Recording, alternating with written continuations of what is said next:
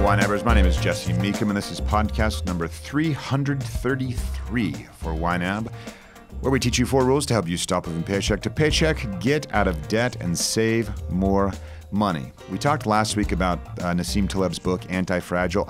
I should try and interview him. I don't know if he would even respond. From what I read in the book, it seems like he does the barest of minimum as far as responding to media requests, and I would certainly be lumped into those. But maybe I ought to try. It would be fun to have him give us like, hey, what are 10 things I can do in my personal finances to make my personal finances anti-fragile instead of fragile? And have him just list those for us, and then I could ask him questions that he probably found fairly stupid, but we could still try.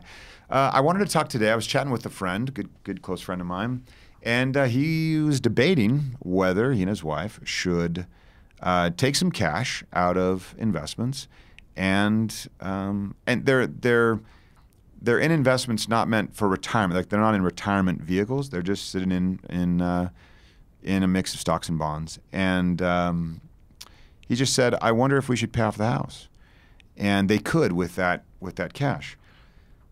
We talked about it a little bit, and we came to kind of 2 conclusions. Just thought I'd leave them here for you to mull over.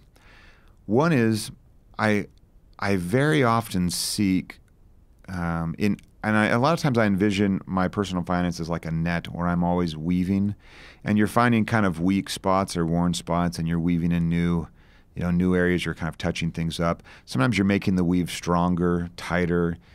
Maybe you're making the net wider. But there's always improvement to this net that somehow can just catch problems. You can avoid heartache. I shouldn't say heartache. I mean, you can avoid financial fragility maybe with this net. And so I have to be careful with myself because I would want to kind of hedge and plan away every eventuality, which is a road to nowhere. No road of like that leads to contentment. So it's been a not a struggle, but just something I've been aware of with myself, that you can't raise your kids in padded rooms, and you can't plan for every eventuality because you just don't know what they're going to be. You just do the best you can. And I have liked, going back to Taleb's book, this Anti-Fragile book, I have liked that feeling of, is this going to make my situation more or less fragile? And seeking the less fragile. And then could I do things that would make it anti-fragile and seeking those out? That's helped me kind of realize like, oh, there's things I could do, but there's no ever-optimizing thing that's, you should be doing that would just, you'd be a hamster on a wheel. So all that being said, as I think through my net that I weave, and as I was talking with my friend, I said, well, I've always kind of defaulted toward lowering my baseline expenses. And if I can lower my baseline expenses by outlaying cash, I've tended to do that.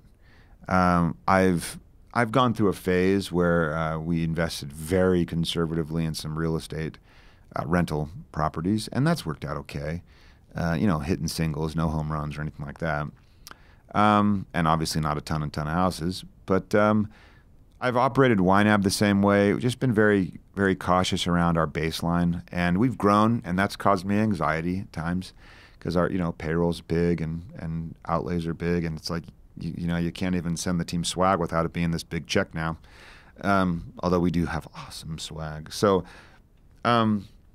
just lowering the baseline. So when he says, hey, I don't know what his mortgage payment is. It's irrelevant. It was bothering him, and he just didn't like spending the money every month. And he thought, well, what if I just paid it off? So I said, well, I tend to lean toward lowering your baseline. And that's why I've paid off my mortgage twice now. I didn't like the second one even more than I didn't like the first. I never got a second mortgage, for the second home. Not that I have a second home. We swapped homes. I don't want to lead anyone astray here, especially if you're just jumping in and haven't listened to 5 years of podcast or however long we've been doing this. Okay, so lowering the baseline, that's one. The other one was around known benefits, and we might dig more into this, but if you're debating around the idea of paying off your house and you've got you've got some cash and maybe it's invested, it's a slippery slope to say, oh, I think the market's going to do this or that. If you feel yourself saying that, you're wrong. That's a fool's game. If you're right, you're lucky. And if you're wrong, you're like most everyone else. But you would not be doing this because you think the market is going to correct. You wouldn't be doing this because you're trying to time the market in any way. You guys know I don't like that. The Little Book of Common Sense Investing by John Bogle, Fooled by Randomness, or my good friend Jim Collins. You can find him online, J.L. Collins. He wrote The Simple Path to Wealth, and all of that says you don't time that market. Warren Buffett says you don't time the market. So my friend would not be pulling money out of the market because he's trying to time this dip that's forthcoming and then paying off his house.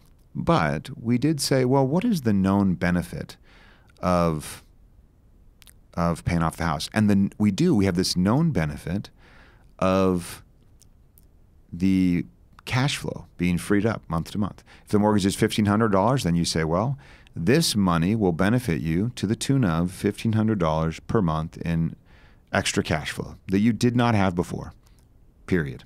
Now, the stock investment could benefit you tremendously. It could grow. It could go on a tear. Who knows?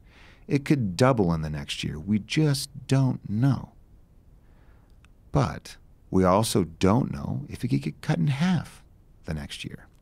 So really, it's just a question for my friend to ask and basically say, well, am I comfortable spending this much money on the known benefit of this much cash flow? And that was that. And to be honest, I think, of course, he's going to go chat it over with his wife and share the conversation. But at the end of the day, I think he was kind of coming to like, oh yeah, I want to lower my baseline, and I want the known benefit of the house payoff. And the final straw, I guess, on this was, I said, man, you emotionally, you decided to study what you studied in college. Emotionally, you decided to marry your fantastic wife. Emotionally, you decided to have a baby. All of these things are emotional decisions that are huge, life-changing decisions, way bigger than whether or not you pay off your house. Yet you were comfortable making that decision from an emotional standpoint. How do I feel about this fantastic woman? How do I feel about the idea of being a dad? And you follow those feelings, and there you are with a great life, great kid, great wife, all that. So how do you feel about having the mortgage paid off? Man, I'd feel great. Well, how would you feel about not? I wouldn't feel as great. Sometimes the feels, when you're talking like that, they're dead on right. Until next time, follow YNAB's 4 rules and you will win financially. You've never budgeted like this.